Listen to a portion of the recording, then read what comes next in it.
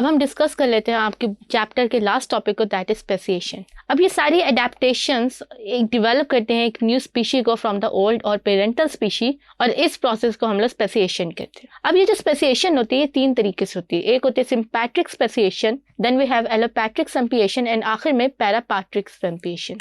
पहले डिस्कस कर लेते हैं सिम्पैट्रिक स्पेसिएशन को। सिम्पैट्रिक के अंदर ये होता है कि जो पॉपुलेशन होती है वो एक ही हैबिटेट या एक ही इन्वायरमेंट में ग्रो करी होती है, लेकिन कुछ ऑर्गेनिज्म जो होते हैं उनके अंदर जेनेटिक म्यूटेशंस आती हैं और वो जो होता है वो डिफरेंट हो जाता है from the rest of the organisms. और जो डिफरेंट ऑर्गेनिजम्स होते हैं वो अपनी जेनेटिक म्यूटेशंस की वजह से उनके बिहेवियर्स जो है वो रेस्ट ऑफ द पॉपुलेशन से डिफरेंट हो जाते हैं और वो आपस में ही हैंग आउट करते हैं और आपस में इंटरब्रीड करते हैं, और उस वजह से जो है वो एक न्यू पॉपुलेशन और एक न्यू स्पीशी जो है वो क्रिएट कर देते हैं with in the old species. और इसको हम लोग जो है वो एग्जाम्पल के अंदर देखें तो फॉर एग्जाम्पल आप इमेजिन करें कि एक इन्वायरमेंट में जो है वो एनिमल्स हंसी खुशी ग्रो करें।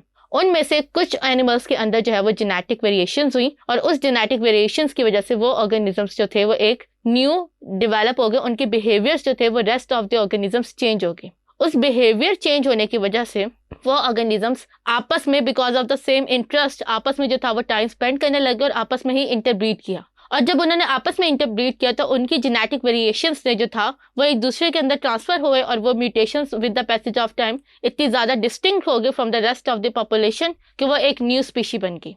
और इसको हम लोग अगर मैं 1 लाइन में समराइज करूँ तो इसको हम लोग कह सकते हैं कि genetic isolation led to the creation of the new species. फिर उसके बाद हमारे पास आती है एलोपैट्रिक स्पेसिएशन। एलोपैट्रिक जो है वो सबसे ज़्यादा कॉमन फिनोमेना है। इसमें ये होता है कि एक ज्योग्राफी के अंदर या एक एनवायरनमेंट के अंदर कुछ बैरियर क्रिएट हो जाता है और वो बैरियर जो होता है वो ऑर्गेनिज्म से एक दूसरे से दूर कर देता है। और जब ऑर्गेनिज्म एक दूसरे से दूर इस तरह से हो सकते हैं कि कोई भी इस बैरियर को क्रॉस नहीं कर सकता, तो with the passage of time वो जो ऑर्गेनिजम्स होते हैं वो डेवलप हो जाते हैं इनटू 2 डिफरेंट स्पीशीज। इसकी एग्जांपल हम ले लेते हैं। फॉर एग्जांपल ऑर्गेनिजम्स जो है वो एक आइलैंड के ऊपर हंसी खुशी ग्रो करें। Because of the volcanic eruption वो आइलैंड जो है वो ब्रेक हो गया इनटू 2 स्मॉल आइलैंड्स। और जब वो 2 स्मॉल आइलैंड्स में ब्रेक हुआ तो वो जो ऑर्गेनिजम्स थे वो एक दूसरे के पास स्विम करके भी जो है वो जा नहीं सकते थे। सो दैट्स वाई उनकी मजबूरी थी, तो उन्होंने उसी ऑर्गेनिज्म उसी इन्वायरमेंट के अकॉर्डिंग अडेप्ट किया और वो इवॉल्व हुए and with the passage of time वो कम्प्लीटली डिफरेंट हो गए। तो अगर मैं इसे एलोपैट्रिक स्पेसिएशन को 1 लाइन में एक्सप्लेन करूँ तो I can say that geographical isolation led to the creation of the new species. फिर आखिर में हम बात करते हैं पैरापैट्रिक स्पेसिएशन की।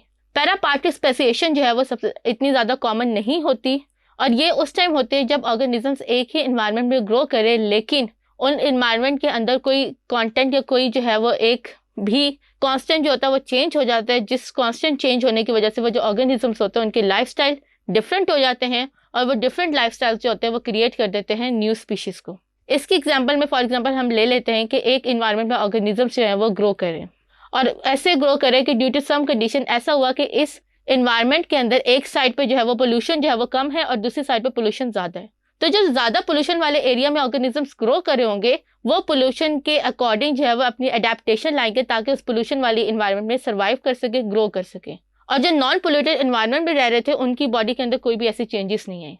तो अब जब पोल्यूटेड और नॉन पोल्यूटेड क्योंकि उनके इन्वायरमेंट्स चेंज हो गए, इन्वायरमेंट में चेंज आया तो उस चेंज ने उनके बिहेवियर और उनके जेनेटिक पैटर्न के अंदर भी जो है वो चेंज क्रिएट किया और उस बिहेवियर और जेनेटिक पैटर्न में चेंज होने की वजह से वो ऑर्गेनिजम्स कन्वर्ट हुए एंड इवॉल्व हुए into completely 2 different new species.